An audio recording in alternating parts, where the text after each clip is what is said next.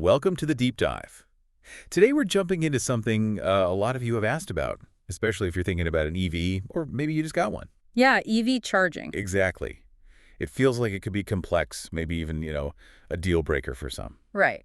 But we want to sort of demystify it today, show it's actually getting much easier. And we're using a great piece from Green Car Reports, Electric Car Charging, the Basics. It's from March 2025. Yep, consider this the essential guide. We'll pull out what you really need to know.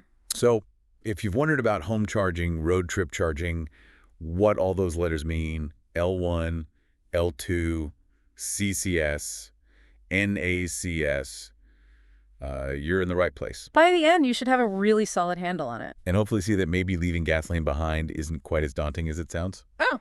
Okay, let's get into it. So the article starts with something pretty fundamental. It's about mindset, actually. Oh, so?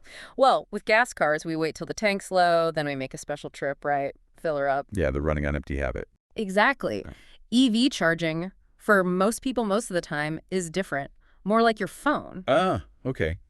The charge nightly or as you can idea from the article. Precisely. You top it up when it's convenient, usually overnight at home. It's not this urgent, dedicated errand anymore. It becomes more of a background task. Plug in when you get home, forget about it.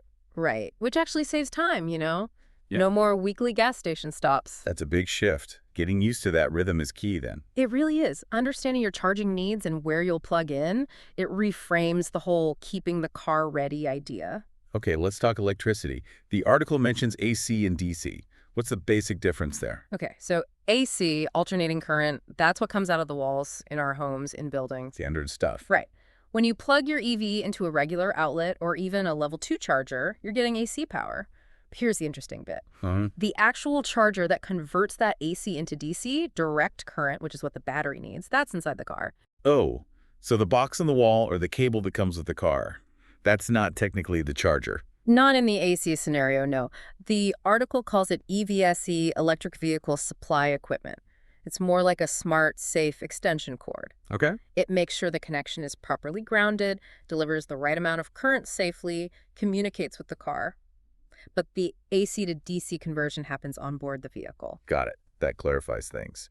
So then DC charging must be different. That's the fast charging stuff. Exactly. DC is direct current. These are the big commercial fast charging stations you see. Along highways, maybe? Yeah, mostly for road trips or quick top-ups.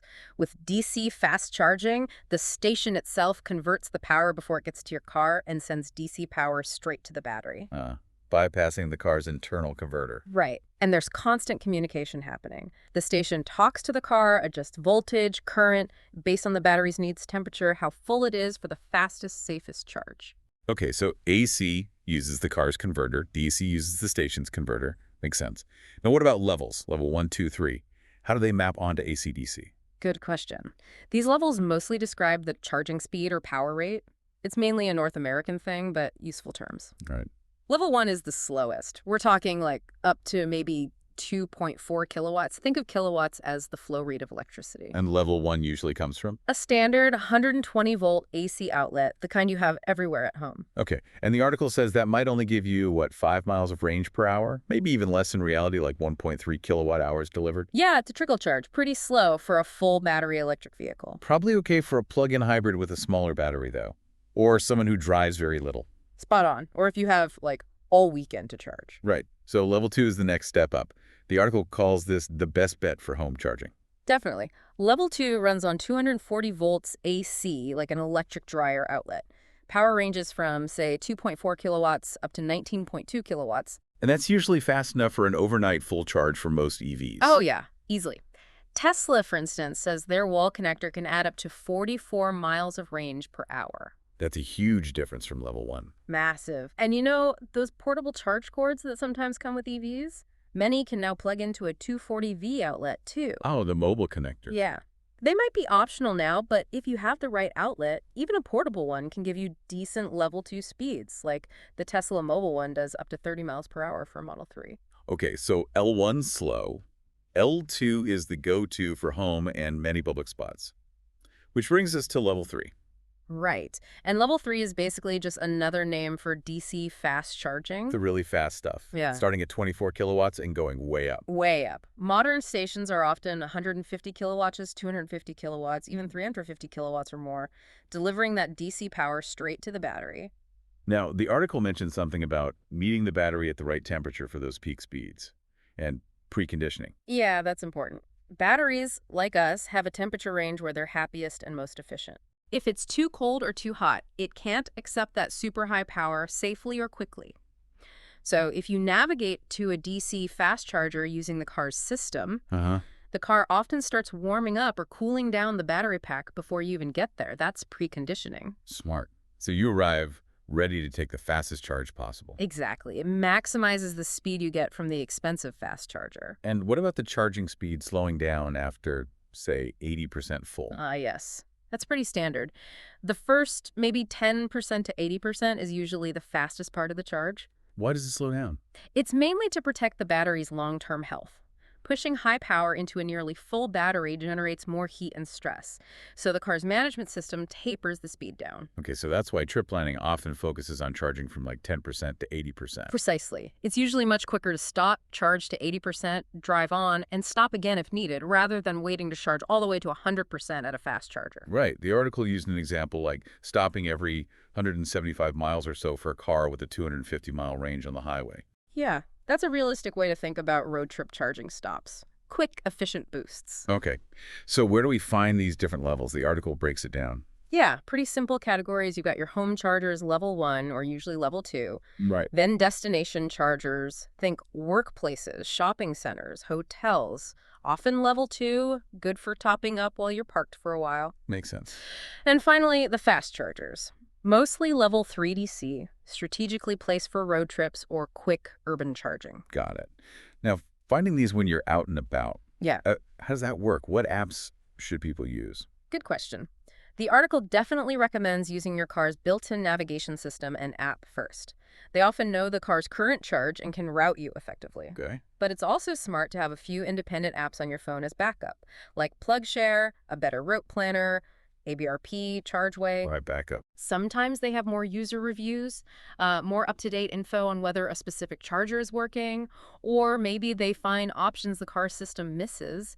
Even Google Maps and Apple Maps are getting better at showing charger info. So a combination approach is best. Definitely. Redundancy is good when you're relying on charging. And starting the charge, Yeah. paying for it. Is it getting easier than juggling lots of network cards? It is getting better, thankfully. Tesla's supercharger network has always been seamless. Just plug in, it knows your car, bills your account. The gold standard, really. Pretty much. And others are moving towards that with plug-and-charge technology. The car and charger handle the authorization automatically. Is that coming yet? It's rolling out, but not universal. Otherwise, you might use the specific networks app, a credit card reader on the station, or maybe tap to pay. But yeah, fewer required network-specific cards these days. That's good progress. Okay, let's switch back to home charging. Installation. What do people need to think about electrically? Right. The article mentions the 80% rule, which is important for safety and code compliance. Okay, what's that? Basically, for a continuous load like EV charging, you shouldn't constantly pull more than 80% of the circuit breaker's rating. Example. So if you install your charger on a 50-amp circuit breaker, the charger itself should be set or rated to draw no more than 40 amps continuously. Got it. Safety margin. Exactly. And for some really high-power home charging like the 19.2 kilowatt level 2 we mentioned that could need a dedicated 100-amp circuit. Wow, that sounds like a major electrical upgrade for some homes. It definitely can be, which is why the article suggests a more pragmatic approach for most people. Which is? Installing a 40-amp circuit, which allows for a 32-amp charger, that delivers about 7.7 kilowatts. And that's enough for overnight charging for most EVs. Yeah, perfectly adequate for almost everyone's daily needs. Full charge overnight, no problem. But you could go higher if your panel supports it or you're upgrading anyway. Oh, absolutely. A 60-amp circuit for a 48-amp charger, or even that 100-amp for an 80-amp charger if you have a huge battery or just want faster top-ups at home. What about future-proofing, like if you might get a second EV? Good point. The article suggests maybe installing one larger circuit that can handle load sharing between two chargers, rather than two separate smaller circuits. Could be more efficient long-term. Smart planning. Okay, the plugs themselves. Connectors, J1772, NACS, CCS, CHAdeMO. This is where eyes glaze over sometimes. Yeah, it's been a bit of an alphabet soup, but it's simplifying, thankfully. Let's break it down. J1772. That's the round plug. Then the standard for AC level 1 and level 2 charging in North America for like over a decade on basically everything except Tesla's handles up to about 19.2 kilowatt AC. Okay, the common round one. Then CCS. CCS stands for Combined Charging System. It cleverly adds 2 big DC pins below the J1772 port. Ah, so it uses the J1772 part for AC. Yep. And the whole combined plug, including the extra pins for DC fast charging. So one port does both. That started appearing around 2013 in the US. Okay, J1772 plus DC pins equals CCS. Got it. Now, NACS. NACS, North American Charging Standard. Also being standardized as J3400 now. This is the connector Tesla developed and has used all along. And the big deal is? It's more compact. Many find it easier to handle, and crucially, it handles both AC and DC charging within that single small plug design.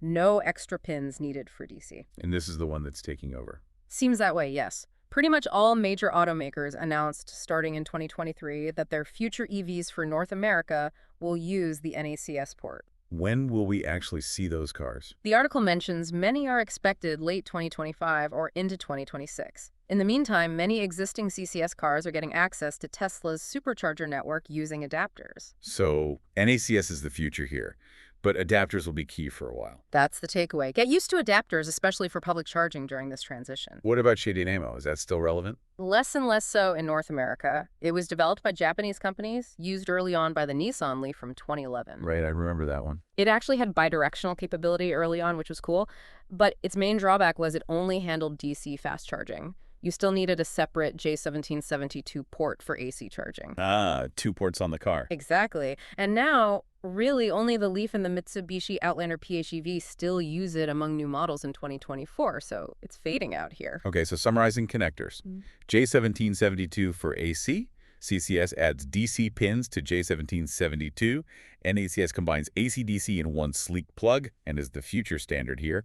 And CHAdeMO is mostly history in NA. Perfect summary. Adapters are your friend for now. All right, looking ahead, the article touches on wireless and bidirectional charging. Sounds futuristic. Yeah, pretty exciting stuff.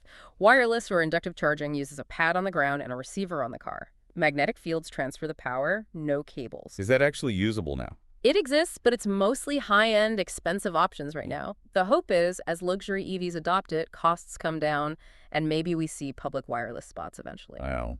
Imagine just parking and charging. Right. And then there's the really futuristic idea of dynamic charging while driving over equipped roads, but that's a way off. Still cool to think about. What about bidirectional? V2G, V2H? Yeah, vehicle to grid, vehicle to home, vehicle to everything, or V2X. This is where the EV doesn't just take power, it can send it back. Back where? Back to your house during a power outage, V2H, or back to the utility grid to help stabilize things, or maybe even earn you credits, V2G. That sounds potentially revolutionary. Your car is a home battery backup. Exactly. Or as a small part of a larger virtual power plant. It could really change our relationship with energy. Is this happening now? The capability exists. CHAdeMO always had it technically. Some CCS vehicles are enabling it, like the Ford F-150 Lightning, the Kia EV9, EV6, the Nissan Leaf still, and Tesla is planning to roll it out too. So it's starting to become a real feature. Definitely one to watch. It could reshape things significantly. Okay, one last practical point. Charger etiquette. Good manners are important, right? Oh, absolutely. Especially as charging stations get busier. It's not just early adopters anymore. So what are the key things? Main ones. Don't hog a spot after you're done charging. Move your car. Be aware of idle fees some networks charge. Right, free up the space. Yeah. Also, try to match your car to the charger speed. If your car can only take 50 kilowatts, maybe don't park at the super fast 350 kilowatt station if slower ones are open and someone else might need the speed. Be considerate. And the big one. Never, ever unplug someone else's car while they're actively charging, unless maybe there's a clear note or emergency. Common courtesy, really. Pretty much. Just be mindful of others sharing the resource. Okay, so wrapping up, it feels like understanding EV charging, it doesn't need to be this huge, scary thing. Not at all. Once you grasp the basics, AC versus DC, the levels, the main connectors, it becomes pretty manageable, like charging your phone, just on a bigger scale. Right, it integrates into your routine. Exactly. And when you think about where things are heading, NACS becoming standard, wireless tech evolving, bidirectional power becoming real. It really could change more than just our cars, couldn't it? Our whole energy picture. It genuinely could. It's a fascinating space to watch in the next few years. Absolutely. And of course, there's loads more detail in that Green Car Reports article if folks want to go even deeper. For sure.